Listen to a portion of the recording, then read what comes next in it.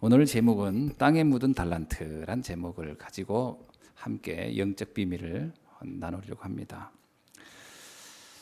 지금 계속 마태복음을 우리가 이렇게 쭉 보면서 말씀하고 있는데 오늘은 마태복음 25장에서 이제 14절에 있는 말씀을 가지고 중심으로 살펴보려고 합니다. 마태복음을 보면 예수님의 사역에 있어서 전반기, 후반기가 정확하게 구분이 돼요. 그 중에 그 구분점이 어디냐면 마태복음 16장이죠. 주는 그리스도시요 살아계신 하나님의 아들이십니다라는 베드로의 고백이 있는 이후에 예수님의 사역은 이제 본격적으로 십자가라고 하는 사역으로 들어갑니다. 그래서 그 전까지는 십자가 얘기를 안 하시다가 이때 이후로 제자들에게 불러서 따로 내가 곧 죽을 것이다. 그 말씀을 하죠. 제자들 충격을 받죠. 아니 우리하고 수천 년 수백 년까지 사실 줄 알았더니 죽는다니 이게 웬 말이냐 이런 충격도 오지요. 그 이후에 주님은 이제 본격적으로 마태복음 24장을 오면서부터 말세에 대한 말씀을 하기 시작합니다. 종말에 이런 일들이 올 것이다 이런 얘기죠. 말세에 세상에 일어난 일들을 너희들이 기억해야 된다. 이게 무슨 얘기입니까? 제가 말세는 언제부터라고 했죠? 예수님이 십자가에서 죽으시고 부활하고 승천한로부터 말세의 시작이 된 겁니다. 그죠? 그때부터 스타트가 된 거예요. 그리고 주님이 다시 올 때까지의 말세의 기간입니다. 자, 그런데 이 기간에 일어날 일들이라는 거예요. 그러니까 지금 우리는 말세 시대를 살고 있는 성도들입니다. 그러니까 초대교회도 말세 시대를 살았던 성도들이죠. 그래서 계시록은 그 시대의 이야기를 여러 가지로 비유로 설명하고 있죠. 자, 주님이 뭐라고 얘기하냐? 24장에 보면 반드시 예루살렘 성전은 무너질 것이다. 그게 무슨 얘기죠? 눈에 보이는 허상에 속지 말라. 대단해 보이는 거 다 지나가는 것들이다. 우리 신앙생활 할 때 허상에 속지 않아야 합니다. 어마어마한 거 다 지나가는 겁니다. 두 번째입니다. 많은 거짓 그리스도가 여기저기서 일어날 것이라는 거예요. 아무리 천사 같은 말을 할지라도 미혹을 받지 말라는 거예요. 그들은 너의 인생 근본 문제를 해결해 주지 못할 것이다. 여러분, 아무리 대단한 것 같아도 지옥의 문제 해결해 주지 못할 것이고 우리에게 지금 드려준 원죄의 문제 해결해 주지 못할 것이고 지금도 우리를 공격하고 있는 사단의 공격을 해결해 주지 못할 것이라는 거예요. 그래서 운명사주팔자 벗어나지 못할 것이라는 거예요. 그래서 어떤 말을 해도 그것이 너를 축복으로 인도해 주지 못할 것이니 그들의 말에 속지 말라는 겁니다. 그래서 오직 예수 그리스도만이 인생 근본 문제의 해결자라는 거예요. 세 번째 뭡니까? 재난이 일어날 거라는 거예요. 그때 왜 재난이 일어납니까? 이 땅을 공중권세가 잡은 사단이 잡고 있기 때문에 계속해서 재난과 고난이 닥쳐올 것이는 거예요. 그때 겁먹지 말고 실족하지 말라는 겁니다. 여러분, 문제가 올 겁니다. 왜 그죠? 사단이 잡고 있기 때문에 실족하지 말라는 거예요.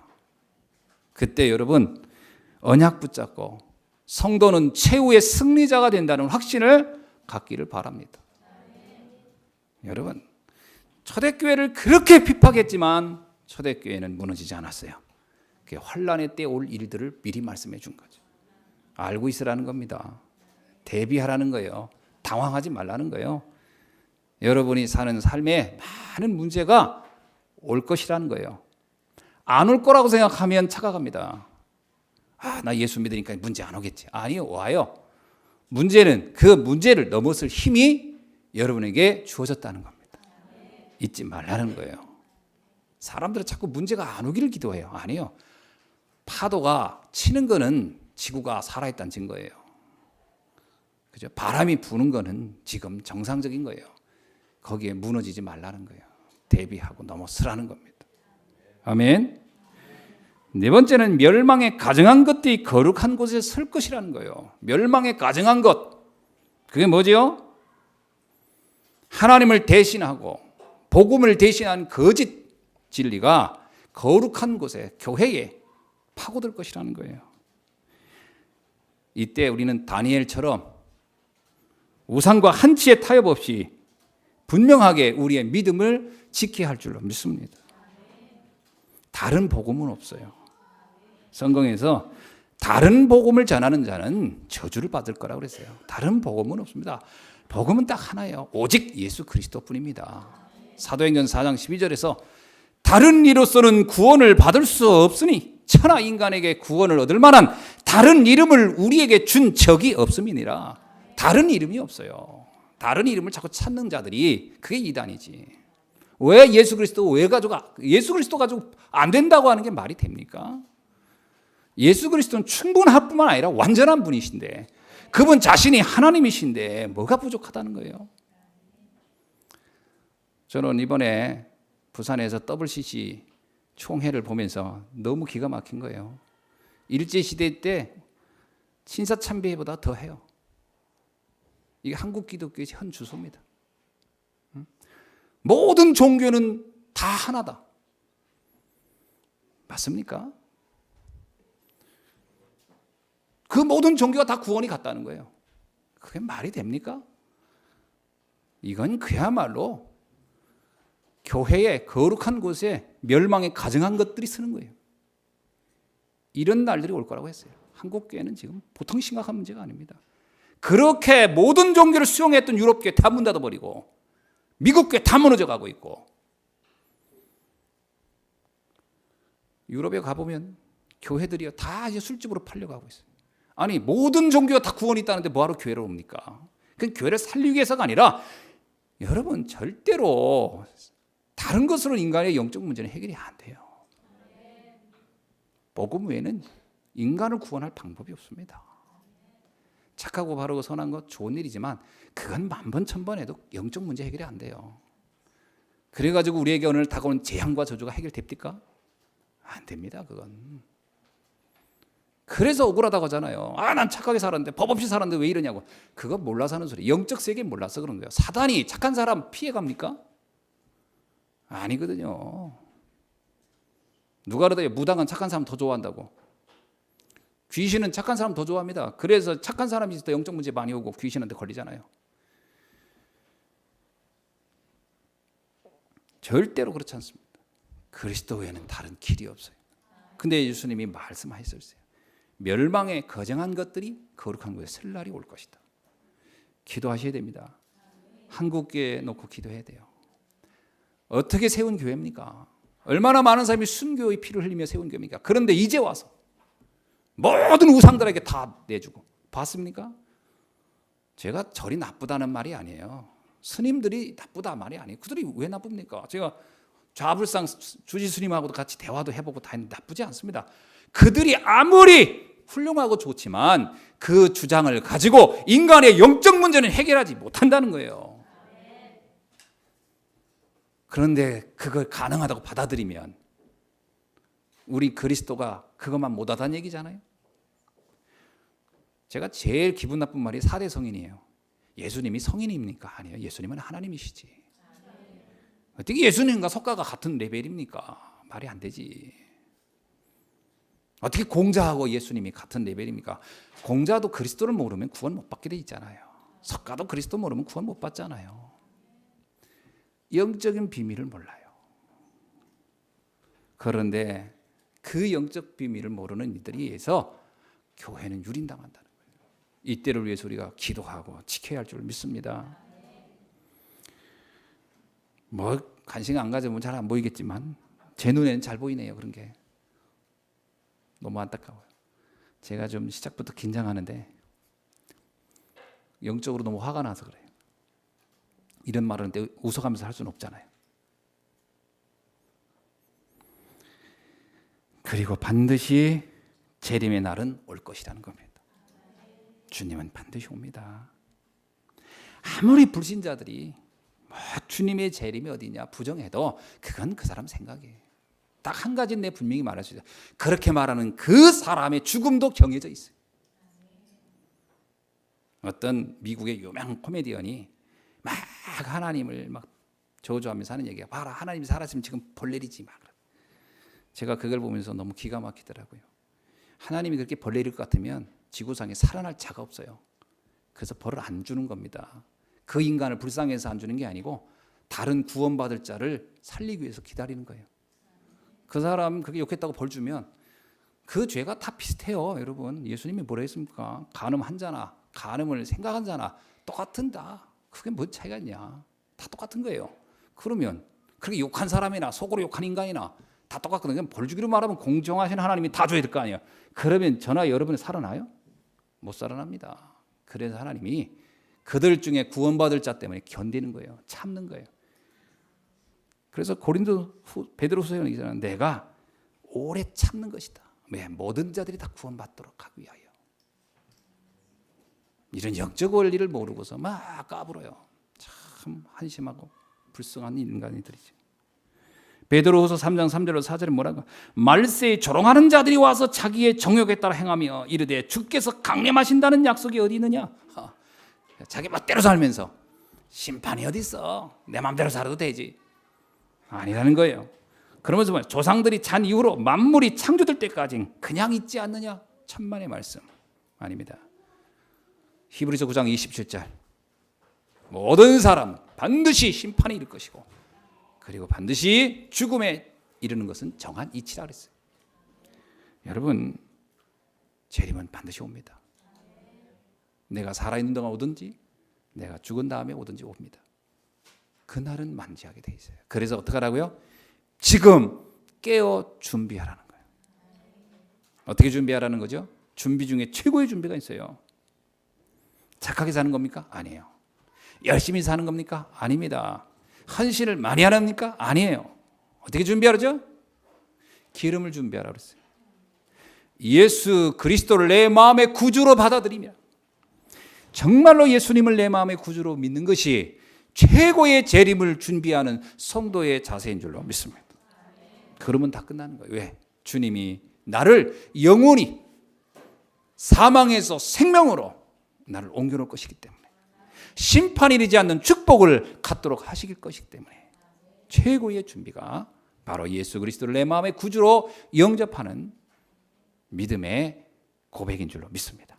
오늘 그 날이 여러분에게 되어지는 날이요. 또 그걸 확인하는 날이요. 그걸 누리는 날이 되기를 주의 이름으로 축원합니다. 그러면서 마태복음 25장으로 해서 준비에 관한 얘기를 하는 겁니다. 그중에 주님은 교회 안에 두 종류의 사람이 있을 것이다 라고 얘기합니다. 이게 굉장히 중요한 얘기예요. 교회 안에 두 종류의 사람이 있다. 첫째입니다. 뭐라고 했죠? 기름을 준비한 자와 기름을 준비하지 않은 자. 그리스도를 정확히 알고 있는 자와 그리스도를 전혀 모르는 자. 두 종류가 있을 것이다. 그래서 그날 주님이 오는 날 준비하지 않은 자들은 내어 쫓길 것이다. 두 번째, 마태복음 25장 31절로 46절에서 교회 안에는 양과 염소가 있을 것이다. 뭐죠? 구원받은 하나님의 자녀가 있고 마귀의 자녀도 섞여 있을 것이다. 양과 염소는 구원에 관련된 이야기입니다. 성격의 얘기가 아니에요. 오네시모는 도둑놈이고 나쁜 사람이었지만 그는 구원받은 하나님의 자녀예요. 예수님과 마지막 강도들이 옆에서 죽어갑니다. 그 중에 하나가 오늘 나와 낙원에 이르기를 원합니다 했던 그 강도, 당신은 하나님의 아들이십니다 했던 그 강도는 윤리와 도덕적으로는 나쁜 사람이지만 그러나 영적 세계가 이해된 순간에 그는 구원받았어요. 구원이라는 것은 우리의 행위와 아무 상관없습니다. 여자가 아이를 낳는데 그 사람의 행위와 상관이 있습니까? 아무 상관없어요. 하나님이 창조한 창조 질서대로 하면 결혼해서 아이 낳는 거예요. 착해 아이 낳고 악하면 아이 못 낳는 건 그거는 아이 낳는 원리와 아무 상관없는 거예요. 그건 아이 키우는 과정의 문제지. 똑같습니다. 우리가 구원을 받는 데는 인간의 행위와는 아무 상관없어요. 하나님의 은혜로 구원에 이르는 겁니다. 그죠? 그 믿음으로 말미암아 구원에 이르나니 이는 너희의 행위에서 난 것이 아니고 하나님의 선물로 되어진 것이니라. 이게 믿음의 핵심입니다. 그래서 베드로전서 1장 9절에 믿음은 곧 영원 구원을 받음이니라. 믿음으로 권하는 겁니다. 그거 모른다면, 그거를 부정한다면 그는 아무리 착하고 훌륭하고 많은 훌륭한 일을 해도 그는 염소인 겁니다. 아니 어떻게 그럴 수가 있냐고요. 그게 하나님이 정한 방법입니다. 그걸 창조 원리요, 구원의 원리라고 하는 겁니다. 아멘. 그래서 내가 그걸 알고 나서 제가 얼마나 감사한지 몰라요. 왜? 나는 나의 행위를 보니까 구원 받을 수가 없는 거예요. 찬송가 있잖아요. 주홍같이 붉은 죄요. 정말 내 허물이 너무 많아. 뭐 생각으로 지은 죄, 뭐 말로 지은 죄, 말도 못해. 이런 내가 어떻게 어느 날 하나님의 은혜로 말미암아. 네가 죄인이었을 때 하나님께서 그의 아들 독생자를 이 땅에 보내시사 그랬구나. 하나님의 사랑이 나를 구원하셨구나. 얼마나 감사한지.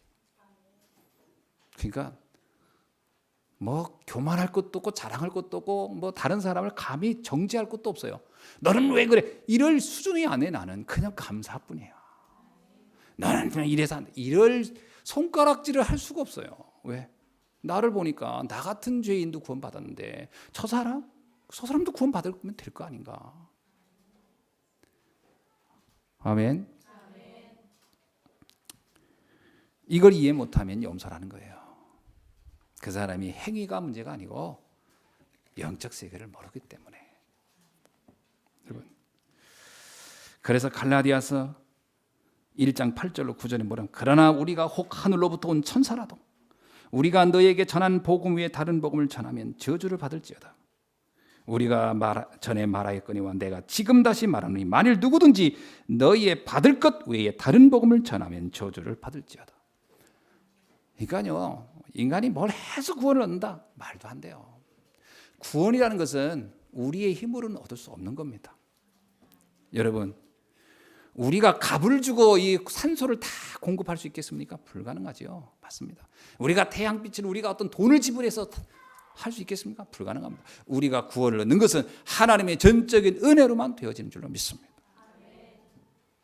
그래서 아무리 유능한 목회자라도 아무리 똑똑한 신학자라도 이 영적 원리를 모르면 그는 바리새인처럼 되는 거죠.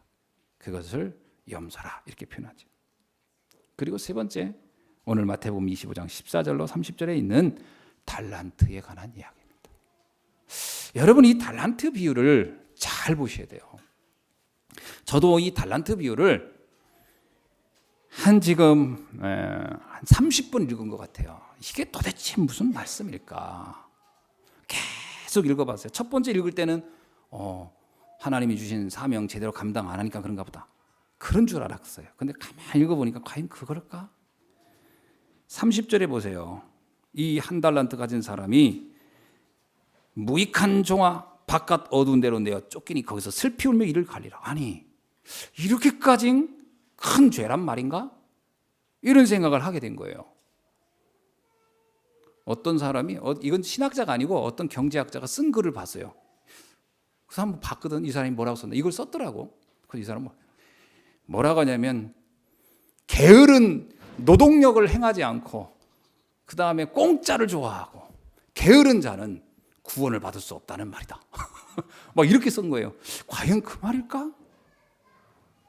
그렇습니까? 게으르면 저주받는단 말입니까? 그러면 구원의 조건이 부지런하냐 게으르냐의 차이입니까? 아니거든요.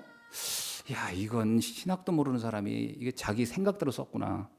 이건 아닌데. 근데 이게요, 조회수가 많더라고요. 그래서 내가 보니까 많은 사람들이 이들을 믿겠구나.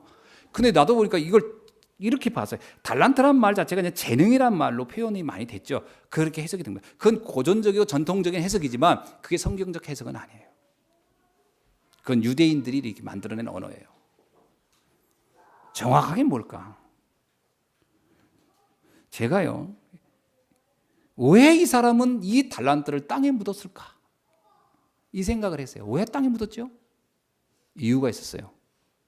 하나님이 너무 무섭다는 거예요. 하나님이 무서워서 땅에 묻었다고 나와요. 25절 보세요. 두려워하여 나가서 당신의 달란트를 땅에 감추어 두었나이다. 하나님에 대한 이해가 틀렸어요. 하나님을 잘못 이해하고 있어요. 여러분, 하나님은 두려운 분이시다. 그게 신학적으로 맞아요? 그게 성경적으로 맞아요? 경외하라는 것과 두려워하라는 말은 다릅니다. 난 하나님 너무 무서워서 벌 받을까 봐.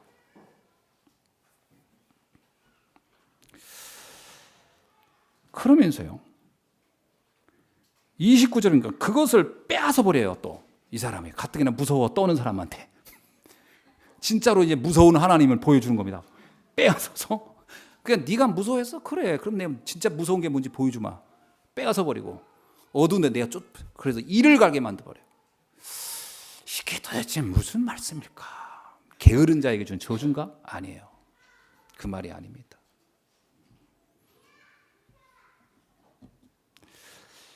성경을 잘 해석해야 돼요. 베드로후서 1장 20절에 뭐냐면 성경의 모든 예언은 사사로 풀지 말라 이렇게 나와요. 베드로후서 3장 16절에서는 이렇게 말하죠. 그 중에는 어려운 것도 덜어 있으니 무식한 자들과 굳세지 못한 자들이 다른 성경과 같이 억지로 풀다가 스스로 멸망하느니라. 여러분, 이게 무식하고 영적으로 무식하고 또 이 믿음이 약한 사람이 함부로 성경을 억지로 풀다가 멸망한단 말이 뭐죠? 만약에 구원론을 이런 관점으로 붙잡아 버리면 어떻게 되겠어요? 그럼 이 사람이 부지런하면 천국 간다 생각할 겁니까? 그래서 부지런하게 살아요. 천국 가겠습니까? 그 결과가 어떻게 되겠어요? 그래서 성경을 잘 보라는 거예요. 여러분, 하나님을 두려워한다는 말은 뭐가 해결이 안 된 거죠? 죄가 해결이 안 된 사람이에요. 죄가 해결 안 되면 하나님이 두려워요. 죄가 해결되지 않았다는 얘기는 뭐가 이해 안 된 거예요?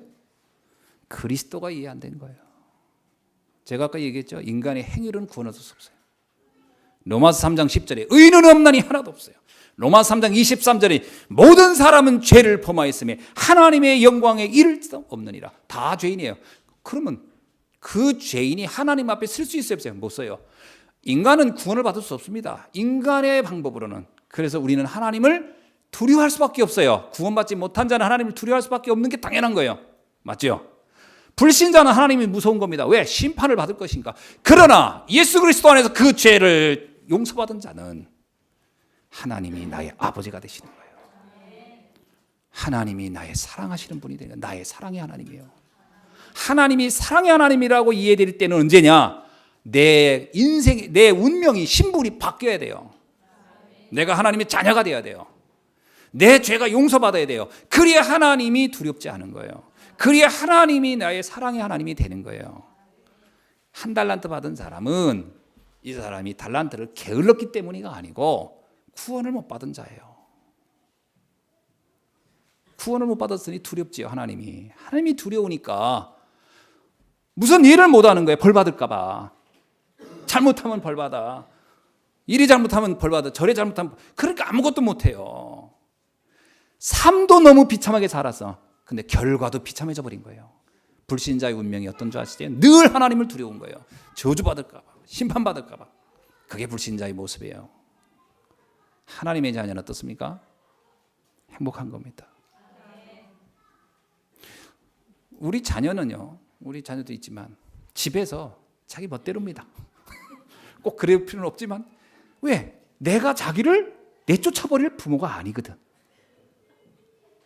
내 자녀라는 이유로 걔들은 아주 권세를 많이 건드립니다.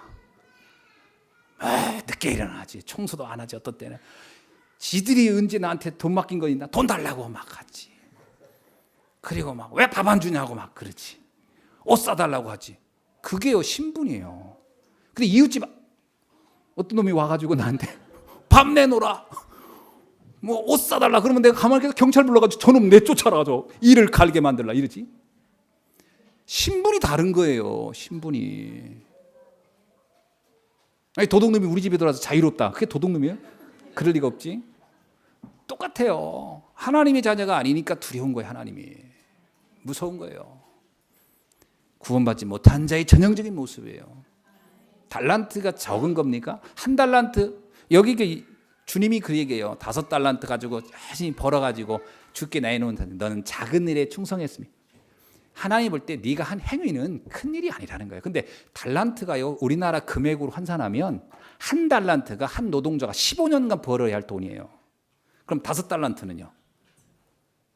평생 벌을 돈을 놓고 투자해서 평생 벌 돈을 벌어서 하나님께 바쳤어. 근데 주님이 첫 마디 뭐냐면 작은 일에 충성하였어. 우리의 행위는 중요하지 않다는 얘기예요. 네가 내 앞에 하나님의 아들로 당당하게 산 것 자체가 귀하다는 거예요. 이 본문을 제가요 한 30분 읽었어요. 30분. 역사적 배경도 읽어봤고 용어 하나하나 해석해봤고 이게 도대체 뭘까? 구원에 관련된 말씀이에요. 아, 그렇구나. 하나님의 자녀가 되면 설사 이 달란트를 가진 사람이요 주의 일을 가지고 했어요. 근데 하나도 못 남겼어. 그럼 주님이 이 나쁜 놈 그리고 내쫓았을 것 같아요? 아니, 내가 볼 때는요 5달란트 간 사람이 10달란트 됐잖아. 그럼 너 5달란트를 줘. 그래서 1달란트 가지고 다 잊어버리는 사람들 주면서 다시 투자해라. 그리고 줬을 거예요. 신분이 하나님 자녀였으면. 신분이 안 바뀌어버린 거예요. 그 얘기를 하고 있는 겁니다.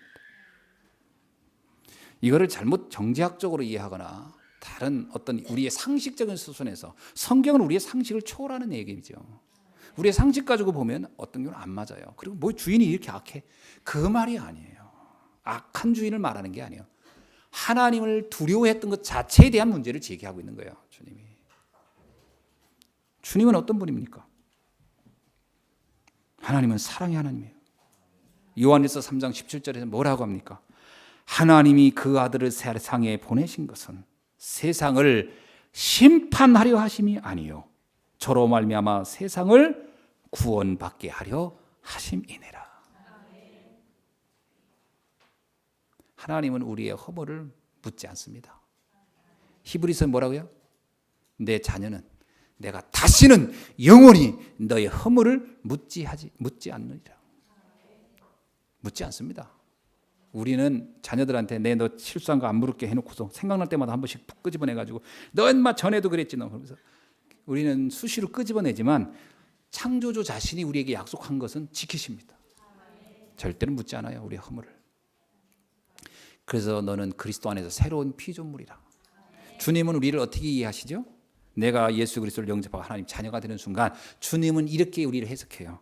너는 다시 태어났다. 과거는 끝난 거예요. 과거는 사라진 거예요. 과거는 없어진 거예요. 그게 우리가 받는 신분의 축복이에요.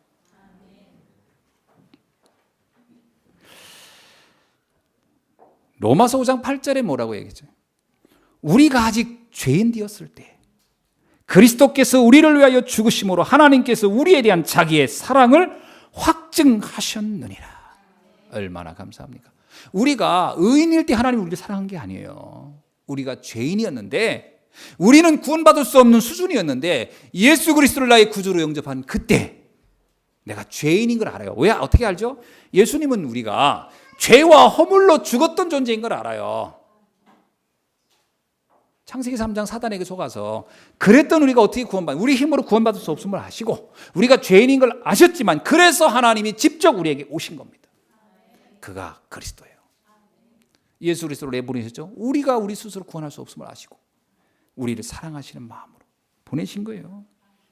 그래서 요한일서 4장 9절에서 10절 뭐라고 합니까?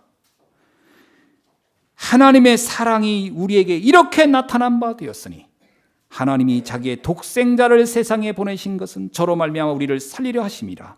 사랑은 여기 있으니 우리가 하나님을 사랑한 것이 아니요 오직 하나님이 우리를 사랑하사 우리의 죄를 위하여 화목제물로 그 아들을 보내셨음이니라. 우리가 감히 하나님을 사랑한다 안 한다 이런 말을 할 수도 없다는 거예요. 하나님이 우리를 사랑하시고. 사실 여러분은 이걸 우리가 일상적인 생활에 적용해봐도 알아요. 자녀들에게 너 나를 사랑하라, 나를 효도하라 이런 말 별로 하지 마세요. 원래 사랑은 내리사랑이지 이렇게 하기는 어렵습니다. 여러분도 부모 사랑 많이 안 했잖아요. 부모들이 여러분 사랑한 것만큼. 그건 우리가 하나님 사랑하기 어려운 것처럼 자녀가 부모 사랑하는 것은 한도가 있는 거예요.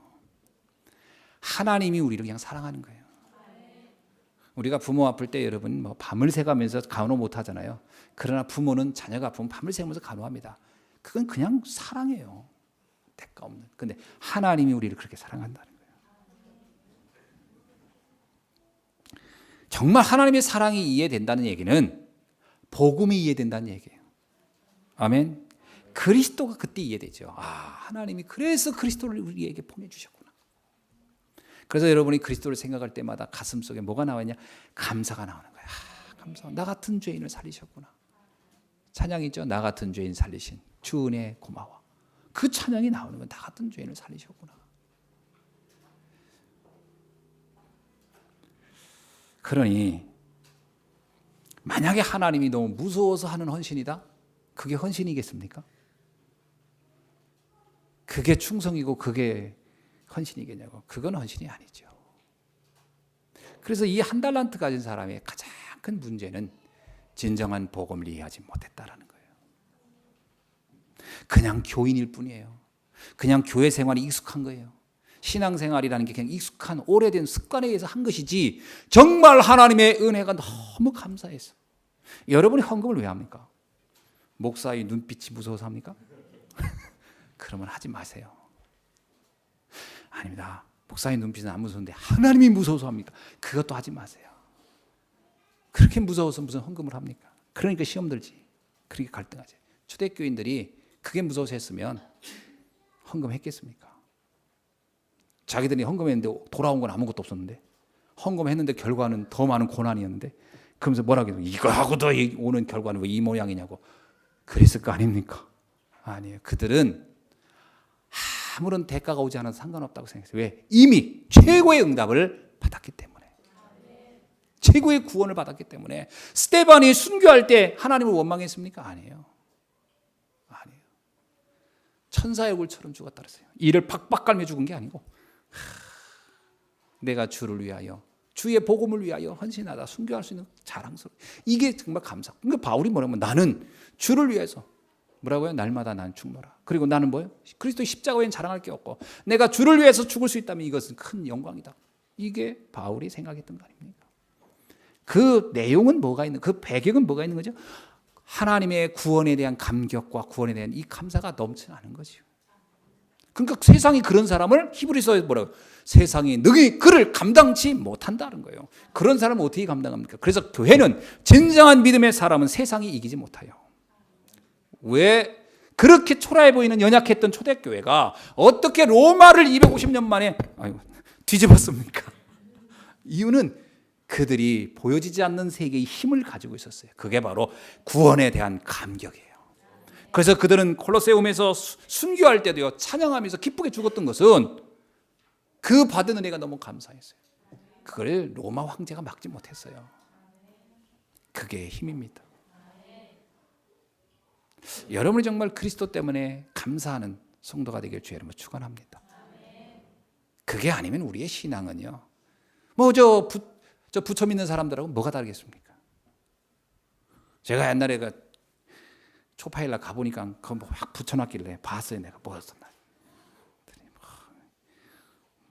내용이 나를 구원하신 부처님이 감사합니다 하고 쓴 거 하나도 없더만. 부처는 구원을 못 해줘요. 우리를 구원하신 하나님께 우리 감사하는 겁니다. 아멘. 심지어는 우리가, 하나님의 자녀인 우리가 주의 일을 전혀 잘 못해도 상관없어요. 그래서 요한복음 12장 47절에서 주님이 우리에게 이런 말씀을 해주셨어요. 사람이 내 말을 듣고 지키지 아니할지라도 내가 저를 심판하지 아니하노라. 감사하네. 주의 말씀을 듣고 지키지 아니할지라도 내가 너를 심판하지 않겠다. 뭐라면 내가 온 것은 세상을 심판하려 함이 아니요 세상을 구원하려 함이로라. 그렇습니다. 우리가 잘해야 하나님이 축복한다? 아니에요. 정말 바르게 믿으면 돼요. 하나님의 최고의 관심은 우리가 그 믿음 붙잡고 마음껏 감사를 누리는 삶이 되기를 원하시는 줄로 믿습니다. 진짜 그 복음 알게 되면요, 방종하겠습니까? 아니에요. 어떻게 방종합니까? 사람들이 또 이 말씀을 또 아주 이상하게, 그거는 정말 이 머리 IQ가 20밖에 안 돼서 그런 거예요. 진짜 IQ가 정상이면 그렇게 해석이 안 되지요. 그렇구나. 나 같은 죄인이 구원받았으니. 내가 어떻게든 이 은혜를 받았으니 어떻게 하면 이 은혜에 내가 합당한 삶을 살까? 그렇게 가지요, 머리가. 아, 그래, 아무래도 죄도 다, 아무리 무슨 죄를 져도 다 구원한다 이거지. 알았어, 오늘부터 이제 잘 됐다. 마음 놓고 죄진다. 그런 인간이 어디 있어요? 그 인간은 열대 맞고 한 대 더 맞아야지. 그렇게 될 수가 없는 겁니다, 사람이. 그래서 복음을 알면 모든 것이 다르게 보이는 줄로 믿습니다. 첫 번째, 나 자신을 다르게 보게 돼요. 복음을 알기 전에 나는요, 늘 죄의식, 죄책감, 부족한 것에 대한 자기 자학, 그게 하나님의 자녀겠습니까? 아니에요. 나의 연약함이 도리어 하나님의 은혜를 입게 된 도구가 됐구나. 감사하게 되죠. 그래서 죄가 많은 곳엔 하나님의 은혜가 더하다는 말은 죄를 지라는 말이 아니에요. 내 연약이 인정되어 깨닫는 순간, 그래서 하나님이 구원이 내게 필요했고, 그래서 하나님이 나를 불러주셨구나. 내 연약함이 감사가 되는 거예요. 그런 내가 하나님의 자녀가 됐으니 나 자신에 대한 자부심, 자존심이 어떻게 되겠습니까? 그래, 나야말로 하나님께서 가장 사랑하는 사람이 되었구나. 아무런 조건을 보지 아니하시고 이 많고 많은 사람들 가운데 나를 택하여 부르셨구나. 뭐라고요? 내가 영세전에 창세전에 내가 너를 지명하여 불렀나니 너는 내 것이다. 그게 바로 나였구나. 옆 사람한테 인사하세요. 대단하시군요. 비웃는 얼굴로 하지 말고 좀 진지한 얼굴로. 참 대단하십니다. 네, 할렐루야. 자기 자신을 좀 봐야 돼요. 교만하라는 말이 아니고 자부심을 가지라는 거예요. 자긍심을 가지라는 거예요. 자존심이 있어야 돼요. 하나님의 자녀로서. 아멘. 네. 나를 다 새롭게 보게 되죠. 혼자가 아니라는 사실을 알게 될 것입니다. 그래, 하나님이 나와 함께 하는구나. 하나님이 나의 아버지가 되시고 나를 늘 지키시는구나.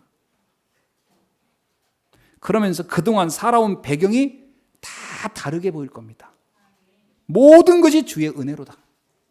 내가 나 된 것은 주의 은혜로다. 바울이 그 고백했잖아요. 나 된 것은 하나님의 은혜로다. 그러면서 뭐요? 과거에 있었던 상처가 아니에요. 그것이 나에게 발판이 되고, 과거의 실패가 나에게 축복의 발판이 되어지고 응답의 문이 될 것으로 바뀔 줄로 믿습니다. 요셉이 그 은혜를 알고 났어요. 노예로 갔습니다. 그게 상처가 되지 않았어요. 축복의 발판이 됐지. 감옥에 갔습니다. 그게 그에게 좌절이 된 게 아니고 그것이 응답의 문이 되어버렸어요. 하나님의 자녀. 나의 과거는 축복의 발판이 될 것이다. 응답의 문이 될 것이다. 깨달으시길 주의 이름으로 축원합니다. 그래서 과거의 나의 모습 때문에 몸부림치고 있다면 복음을 아직 모르고 있는 거예요. 이사야서에 뭐라고 했습니까? 너는 지난 일들을 기억하지도 말라. 그 생각지도 하지 말라. 내가 너를 통하여 어떻게 해요? 광야에 길을 내고 사막에 강을 내듯이 내가 너를 축복하리라. 믿음을 가지시고 굳게 붙잡길 주의 이름으로 축원합니다. 세 번째 뭐가 바뀌냐? 그렇다면 내게 있는 것들이 다 귀한 거야. 어느 것도 버릴 게 없어요. 그래서 어떤 분이 그런 얘기해요. 천국에는 쓰레기통이 없다고. 버릴 게 없어요. 모든 건 하나님이 사용하시게 되어 있습니다. 다윗은 목동으로 있을 때 그가 가지고 있는 기능이 딱 하나 있었어요. 돌 던지는 거. 심심해서도 던졌겠고 양을 지키기 위해서도 던졌겠고, 그는 뭐 내가 볼 때 대단한 달란트입니까? 돌 던지는 게. 황영호, 다윗이 돌 던지는 게 대단한 달란트였을까? 아주 평범한 것이었겠고 아주 사소한 것이었겠죠. 그런데 문제는 그것이 하나님의 손에 들리니까 그것이 어느 날 나라를 구하는 일도 돼요. 내게 있는 것 중에 연약하다고 하는 건 내 생각이지 하나님은 그렇게 보지 않으세요. 모세가 착각했어요. 50세가 돼가지고 하나님께 부름을 받는데 나는 뭐 잘하는 게 없다 생각한 거예요. 그죠? 50세가 아니네. 80세. 80세 부름을 받은 거예요. 또 내 나이 때쯤 부름 받은 줄 알아요. 80세 주님이 모세를 불렀어요. 그랬더니 모세가 뭐라고 하냐? 나는 잘하는 게 없다는 거예요. 아무것도 잘하는 게 없다는 거예요. 만든 얘기죠. 광야에서 40년 살았는데 잘하는 게 뭐가 있겠어? 알던 거 다 잊어버렸지. 오죽했으면 언어도 다 잊어버렸어. 40년간요 양하고 생활해보세요. 말을 하나, 그 침묵하기 좋아하는 양하고 40년을 살면요 말도 다 잊어버렸어. 그게 뭐 대화가 안 돼. 나는 말도 못해요. 거기다가 또 허리병이 아팠는지 또 지팡이 짚고 있어. 여러 가지로 상태가 최악이에요. 근데 하나님이 모세에게 말합니다. 너에게 있는 게 있지 않냐? 모세가 뭐가 있죠? 했더니 너 그 지팡이. 그 지팡이는 자기 몸을 지탱하는 물건에 불과한. 근데 그 지팡이를 던져봐라. 그건 설명 안 하겠어요. 읽어보세요. 성경책에 나오니까 기가 막히게 드라마틱한 이야기가 쫙, 드라마보다 더 재미난 이야기가 쫙 있어요. 아는 거예요. 그렇구나. 그 지팡이로 못하는 일이 없어요. 여러분 그 얘기는 무슨 얘기입니까? 이야, 모세의 지팡이는 해리포터가 가지고 있는 지팡이하고 같았나? 그 얘기가 아니잖아요. 그 얘기가 아니잖아. 내게 있는 것이지만 하나님이 쓰시면 아무것도 문제가 되지 않는다는 거예요. 나의 것을 발견하게 됩니다. 아멘. 아멘. 아멘. 자, 그러면서 오늘 말씀을 이제 맞으려고 합니다. 주님은 우리의 중심을 보기를 원해요. 그죠? 무슨 일, 큰 일, 대단한 일 하는 것을 하나님이 원하는 게 아니라는 거예요. 주님이 여러분에게 우리가 아무리 대단한 일을 한들 홍해를 가를 수 있겠습니까? 우리가 아무리 대단한 능력을 가지고 있는들 여리고성을 무너뜨릴 수 있겠어요? 여리고성의 기록을 보니까 아래 폭이 2m, 아래 폭이 5m, 위에 폭이 2m예요. 높이가 50m예요. 그 성을 인간이 무너뜨릴 수 있어요? 그렇게 못 무너뜨리는 거예요. 인간은 뭐 했어요? 그냥 돌았잖아요. 하도 크니까, 하도 견고하니까 어떻게 하나님이 하시는 대로. 여러분 우리가 어떤 엄청난 일을 하는 걸 하나님이 기대하는 게 하나님이 1초만 역사해도 홍해를 가를 수가 있어요. 여리고성을 무너뜨릴 수 있어요. 문제는 하나님은 우리의 어떤 헌신을 기대하는 게 아니에요. 중심을 보시길 원하는 거예요. 왜 주님은 다윗에게 축복했습니까? 그의 중심이 바르다는 거예요. 왜 한 달란트의 사람이 문제입니까? 그 중심이 틀린 거예요. 하나님을 믿질 않는 거예요. 그래서 우리의 치유가 일어나야 됩니다. 내 안에 불신앙의 치유. 오늘 완전히 끝나기를 주님은 축원합니다. 할 수 있거든이 무슨 말이냐? 믿는 자에게 능치 못함이 없느니라. 내게 능력 주시는 자 안에서 내가 모든 것을 할 수 있느니라. 그것은 내가 대단하다가 아니에요. 그 능력의 하나님이 나와 함께하면 뭐든지 할 수 있다는 거예요. 그러면 걱정할 게 아무것도 없어요. 불신앙 치유받아야 됩니다. 아멘. 여러분 물론 가장 먼저는 근본적인 치유 구원받아야 되겠죠. 복음은 오직 그리스도 외에는 없다. 그리스도만이 우리의 인생 문제를 바꿀 수 있다. 이거에 대한 확신을 가지셔야 되죠. 그리고는 내 안에 불신앙 치유받아야 됩니다. 자, 그러면서 세 가지 언약을 여러분 굳게 붙잡기 바랍니다. 나의 신분입니다. 이 여러분은 하나님의 자녀라는 거. 이건 영원한 거예요. 한 번 하나님의 자녀는 영원한 하나님의 자녀예요. 이게 바뀌지 않습니다. 절대 안 바뀌는 거예요. 그렇구나. 두 번째, 여러분의 받은 권세예요. 하나님의 자녀가 기도할 때 천군 천사를 파송하여 역사하신다고 그랬어요.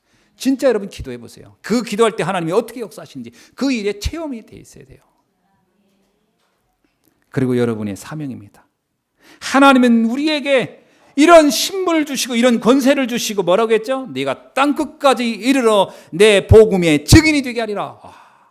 우리는요 세계 보고말하는 눈을 하나님이 처음부터 주신 거예요. 하나님은 지금 우리에게 세계 보고말하는 언약을 주셨어요. 하나님의 시간표는 세계 보고말하는 것을 놓고 지금 이끌고 그걸 왜 우리를 부르신 거예요? 나같이 부족한 사람이 아닙니다. 그건 내 생각이고 모세를 불러서 출애굽을 시키신 게 하나님이에요. 그 어린 다윗을 불러서 이스라엘의 왕으로 세운 게 하나님이시라고요.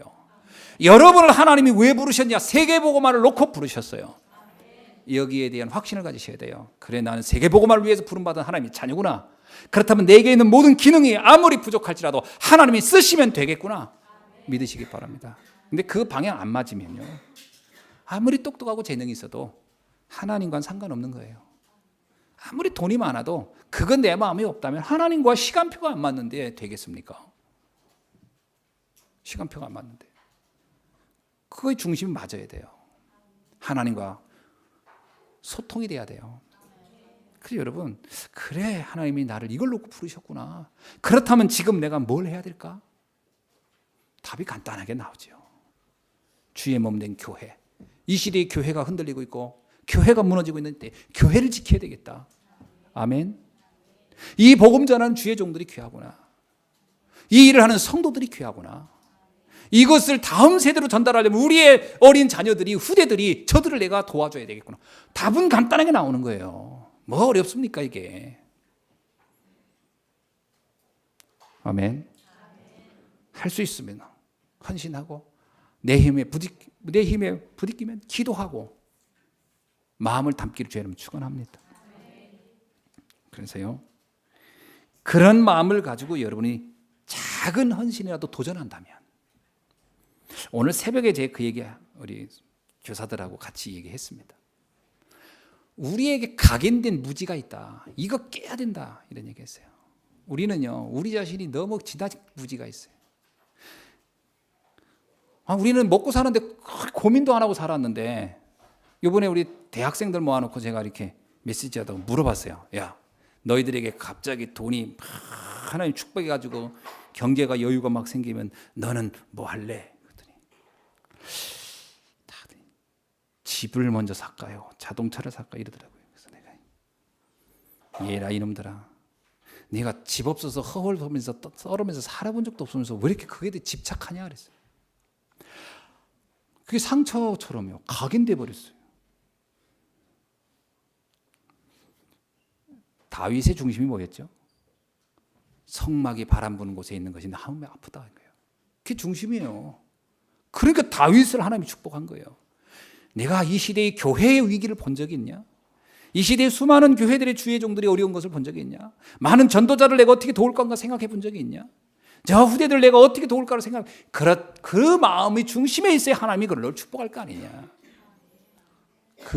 이 생각이 거의 잘못되어 있어요. 이스라엘 백성이 70년간 바빌론 포로되어 갔습니다. 70년 만에 돌아와가지고 한다는 게 자기 집 지키는 것부터 해요. 그러니까 하나님이 너무 답답해가지고 스룹바벨한테, 지금 너에게 필요한 것은 집 짓는 게 아니다. 주의 성전부터 져라. 왜 그렇게 했습니까? 패러다임이 안 바뀌어요. 이 틀이 안 바뀌어요. 이 굴레를 안 벗어나요. 모든 축복은 성전에서 흘러가는 거예요. 에스겔에서 나오죠. 성전 미문에서 나르는 흐르는 물이 가는 곳곳마다 소성하고 생성되는 거예요. 여러분, 가정을 지키고 싶습니까? 주의 몸된 교회를 귀하게 여기고 말씀에서 은혜를 받으면 여러분의 가정은 지켜지게 돼 있어요.